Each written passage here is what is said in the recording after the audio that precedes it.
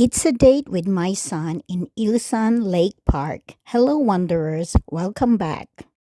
The Goyang International Flower Expo is held every year, and this year it ran from April 24th to May 10th here in Ilsan Lake Park.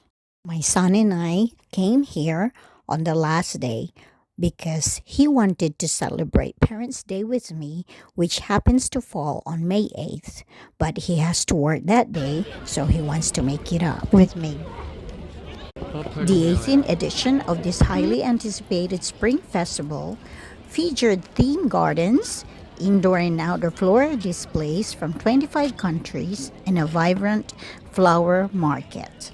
Since the 2026 festival dates have officially concluded as of May 10, you can keep an eye out for their autumn theme events or next year's spring expo by checking the Goyang International Flower Foundation website, which I'm gonna include in the description of this video. I'm gonna leave you out with the rest of the video. I hope you will enjoy them as we did. Thank you for always supporting Wandering Tiger.